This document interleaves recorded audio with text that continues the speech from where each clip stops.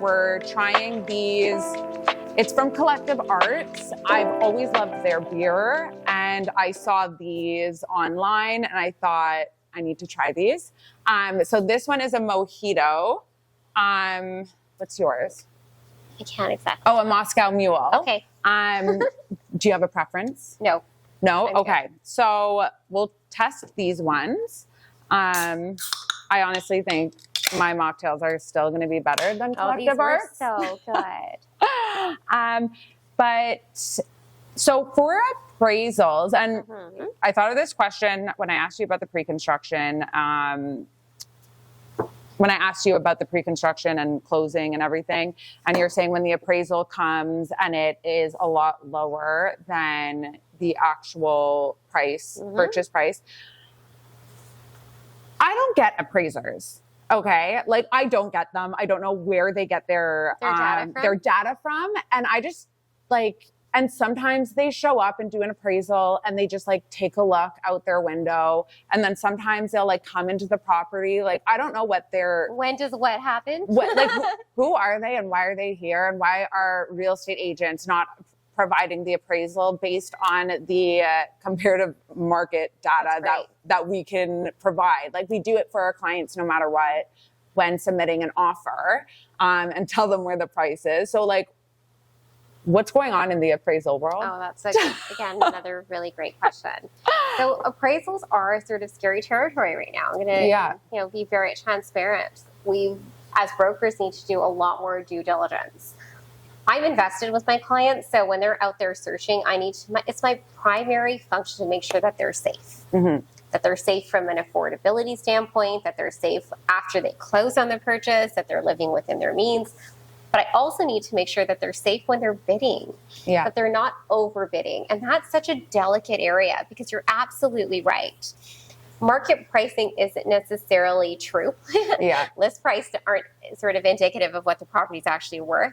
So you're relying very heavily on an educated, skilled realtor to provide you with that support. Someone that's going to do their due diligence. If they're not going to just give you their opinion, well, there are 20 offers you want to bid, to the expectation of the seller. You want to be basing it in facts. Why? Because an appraiser is going to go in. And they're going to base it on facts. So you need to be working with someone that's also going to be able to give you facts to work with. Now, an appraiser, this is where it gets a little tricky. An appraiser is going into the property. Sometimes they don't necessarily need to go and do an actual sort of thorough walkthrough. Sometimes they're just doing a drive-by. And that's where a lender is just saying, can you drive by, ensure that the property kind of looks to the aesthetic as presented? And that's a drive-by appraisal. That's where there isn't too much concern on value. They just want to kind of have a validation. Where they're doing an in-person, actual walkthrough is maybe there are sort of unique attributes to that property. Maybe it's been a tear down that's been rebuilt in an older neighborhood. Or maybe it has a basement apartment that's unique to any other property in that subdivision. So what appraisers will do, they'll add and sort of take away based on unique attributes of that property itself. But an appraisal is based on data within a 90-day period only. So that's sold and closed data. So when you're seeing something else that has gone up and sold, unless it's closed, it's not. It can be reflected in the report, but the data, sort of the meat and potatoes of that report, are deals that have sold and closed. And when you're bidding on a property, guess what? You're setting the standard right now in the market of being that new high. So brokers right now, for example, if you had a client and you and I have worked together and you're bidding on a property and that neighborhood hasn't seen much activity because there's been a lack of inventory and the market had slowed down. But we're also going to look at what else is up for sale in the neighborhood. Maybe they have another offer date in a week or two. We're going to track that as well. And maybe we'll hold off on ordering the appraisal until those properties have been sold as well. Because now an appraiser can touch on that data. But that's where it gets a little tricky. There's a lot more involved. And the reason for this, why are lenders doing this? Because we saw the market do this, we saw it do this, and now we're starting to see it come up again. Lenders want to ensure that they're secure with their mortgages and that you're paying fair market value. Okay, that's good to know. Because I was always confused with them. And I don't know, their pricing didn't always align with maybe some pricing. Honestly, I know the data that I pull, again, is on sold and closed. So I know. Not everybody knows that. No, right? I know. It's not, you'd be surprised at how many realtors aren't unaware of that. So the one aspect that I think needs to be highlighted, or the one tip that I think I can share just based on what I'm seeing in the market, is that when you're selecting a realtor to list and sell your property, there's got to be an investment worth working with the client and the other side until closing. So at that time that the appraisal is scheduled, a number of my clients have been, what I'll suggest is maybe they have their realtor let the listing agent know, can you be there? Can you be present? Can you do some due diligence? Can you provide the appraiser with some information on sold facts? Highlight the unique attributes of the property. Provide some guidance and support. We're all moving a million miles a minute. The market has really picked up. We're busy. That added guidance and support can only help in a situation to make sure that that appraisal value comes in and it's a successful close for all parties. Okay. Thank you. You always have the best responses. You know everything, especially for not knowing any of these questions, since I'm kind of winging them on the spot as well. So thank you for the feedback. Yeah, no, you've been great. This is really real because we're in the day-to-day, so it's really easy to kind of address these questions because these are challenges that we're experiencing. And I think that because it's very evident that you're active in the market, your questions are hitting the nail on the head in terms of, you know, what's on our mind? What are the challenges? These are the conversations we're having at our dinner table. You know, if you speak, oftentimes, you know, I'll get clients say, is now the time to buy? And I just say to them, go home, have a conversation with your parents and with your family. And when they're discussing wealth or their future plans, 99% of them will refer to their home as being their most solid, strong, smart, long-term financial decision. 100%. And so rely on that as sort of a backbone of real solid information and guidance. Right? No, it's smart. It's true. Like, I don't think there's anyone, at least in my family or any of my clients who I've spoken to, that I regretted buying my home. No, none of them. I wish I continued to rent. I know, exactly. So definitely makes me happy knowing that obviously helping my clients and being part of that positive financial impact in their life. So because we go to work, we save, and then we spend it. Yes. Right. So it's difficult, right? Yeah. It's difficult to kind of build. And then you realize, it was funny, I said this to a client, you know, as you get older, you wake up and there's aches and pains. You're like, I might need to start thinking about long-term financial goals because I like living a certain, you know, I'm accustomed to a certain way of living. I want to continue to do that. What are some strategies that I can put into place? And smart real estate investment decisions can help you get there in the long run. Yeah, I agree. With that, let's try this Moscow Mule and the mojito. Cheers. Oh, I like that. I like it all. Yeah, it's really great. I have to say, again, very light, not very sweet. These are great alternatives. It's funny because this great. Doesn't taste like a mojito, but it has like a subtle like bubblegum flavor to it. And I really like it. And this is really great too. And if you're just really being mindful of your sugar intake, low carb, like a healthy sort of option, this is great. 20 calories. Yes, 25 calories. That's amazing. Collective Arts, you've done it again. Great. My go-to. So I'm like trying to think of more questions. I think I'm running out of them. I don't know if you have any questions for me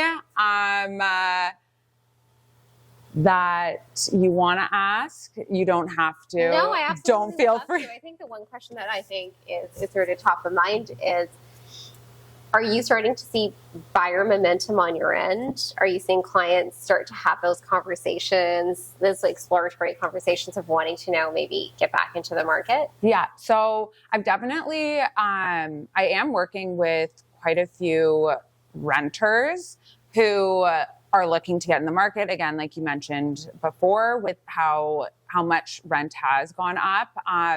And funny enough, the ones that I'm working with have all worked with all worked with a real estate agent who put them in this rental property without disclosing the changes of the buildings after 2018. There's no rent control. So they've been hit with an increase of like $400 or $500. So a lot of them have said, you know what, I'm going to just start looking and buying. So I have seen a lot of momentum from renters transitioning. I still have noticed, though, there's no rush on a lot of the buyers. So a lot more window shopping, seeing what is out there before making a decision. So I do find that I am spending a lot more time with buyers and viewing a few more properties than I was, 2 years ago. But there definitely has been a momentum and a lot more confidence, I find, in buyers in the market right now. Yeah. I'm going to touch on one actual case study where Corinne and I worked with a client, and I would say that I was quite impressed by the advice that you did give.